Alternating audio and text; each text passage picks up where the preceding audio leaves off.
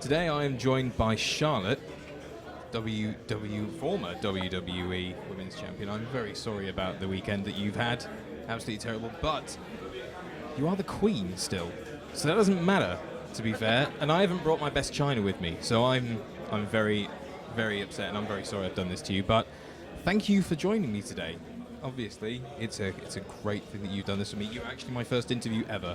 So you've broken that for me. But I just want to get that no pressure at all. I just want to get in a couple of questions for you. First off, you and your father are on the front cover of the collector's edition. That must be amazing for you, right?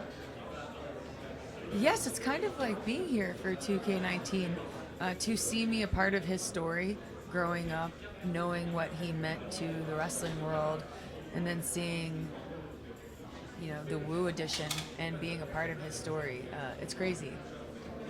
There's no words for it. There really isn't. Like everything that you've done, you've achieved, your legacy, your history, your family line. It's incredible what you've done and what you have left to achieve. You've got so much ahead of you.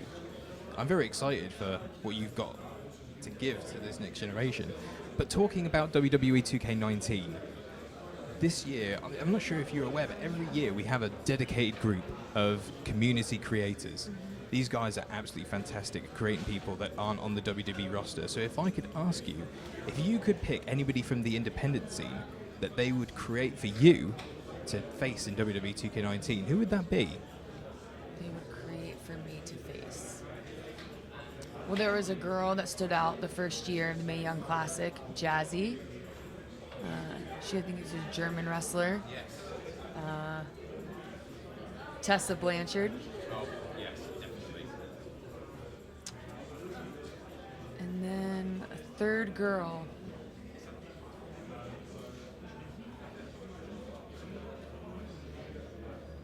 No, I'd say those two, because I think the rest are already signed with NXT.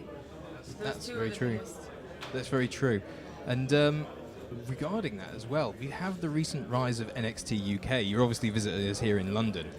And I'm guessing you will probably have your eye on the next people that you're going to be wanting to face, these up-and-coming superstars that have just been signed to the brand. Is there anybody in particular from NXT UK that you have your eye on as a potential opponent in the future?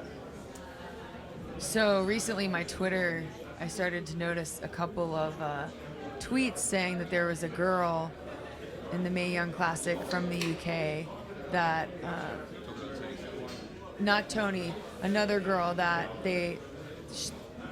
people reminded me of. What's her name? Maybe. No, not Sarah Brookside. No, but I know Toni Storm. She's doing really well. God, I can't think of her name. Oh, it's gonna bother me. That's completely left me as well. I'm not sure. I can't even remember who it is now. There's so many of them. Was there? Yes, Rhea Ripley. Rhea Ripley. Rhea Ripley, the current UK champion for the women. That's incredible. She is quite a talent. Yes. She is definitely a talent. I mean, the guys are going to be making all of this year, and I'm going to get them to make Rhea Ripley. Well, Pete Dunne is. His hair is great. He's incredible. I was the first one to notice that. I looked at that. I was like, it's amazing, absolutely amazing. On that note, there are 42 women in this year's game. That's the most that has been in any WWE game this year, like any year beforehand. And with you being like a part of the women's revolution, starting that with the other 4 horsewomen, and now you've got Evolution coming up, you must feel on top of the world that you've managed to bring the division up with you, like through the years. It's really sort of expanded with you. No, if you look at the last, 25, 30 years, I truly believe that the women have always had the talent. It just was going to take the right platform and storylines. And if it wasn't for the WWE Universe a couple years ago really getting behind us and wanting to give divas a chance, and then the company listening and giving us those opportunities, I think it just happened to be right place, right time. And then since then, we've just continued to grow as a division, even looking at NXT having the Mae Young Classic to now the main roster having the all-women's pay-per-view. The talent's always been there. It's just right place, right time, and here we are, and we're just taking the ball and running with it.